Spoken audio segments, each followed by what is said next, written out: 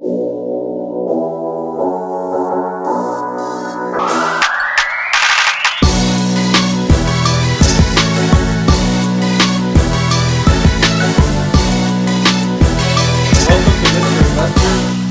Estate Dojo. Okay. Today, ladies and gentlemen, what we're going to be talking about is subject to legal. Okay. Let me answer that straight with you. Okay. Subject to is not illegal. Okay. There's nothing wrong legally, ethically, or morally by buying property subject to its existing mortgage. Guys, there's nothing wrong with that, okay? Now, a lot of people have heard online the chitter and chatter that maybe buying subject to is illegal, and there's absolutely nothing illegal about buying subject to. And the reason is that I'm going to give you two reasons.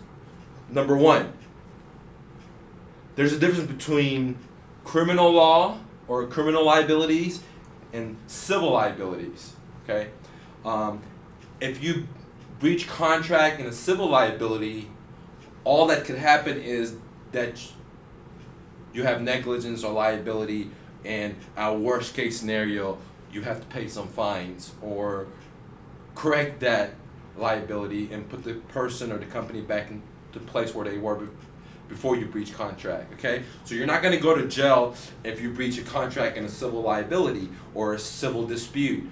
Basically, that's exactly what a contract or a note is between you and the bank. So whenever you go to Bank of America and you get a loan, okay, and if you breach that contract, the bank's not going to be able to put you in jail or put your kids in jail or anything like that. The worst case that they're going to do is put a scar on your credit, or take possession of the property. If it's a car, if it's a secured loan, that is, they'll take possession of the property, like a car or a house.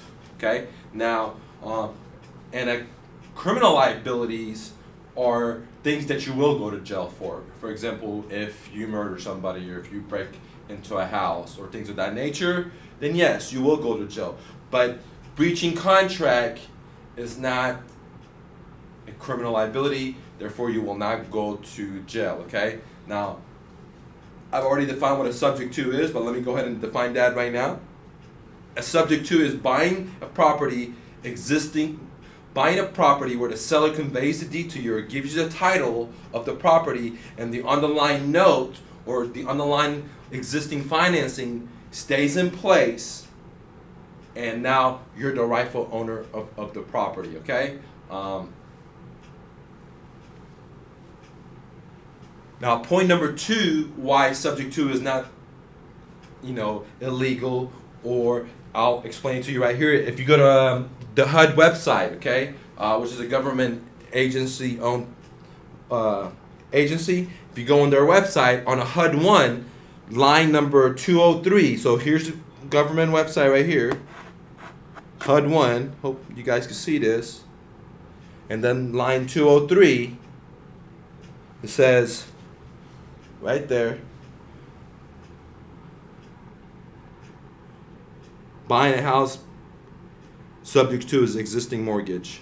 Okay? Actually, it says existing loan taking subject to. So that's line 203. And that's what a subject to is. So if it was illegal, then it wouldn't be on the HUD 1. Now, I'm not an attorney, but from my experiences of doing deals and buying a handful of subject to properties, there's nothing illegal about it. Okay. Some attorneys, some title companies are not going to be friendly towards that, but doesn't mean they're not, or the subject matter is illegal. There's nothing illegal about a subject to. Okay. Is a subject to is very much the same as a traditional closing. The only difference is that the online liens stay in place. If the lien could be a note, or it could be tax lien, or child support lien, or hospital lien, or it could be a combination of both, where the lien just stays in place and you're getting ownership of the property without cashing out and paying off the liens. Okay? So this is Mike with Mr. Investor, the Real Estate Dojo. Go out there and make it happen for yourself. Don't listen to the naysayers. This is America. Work hard and you will get paid.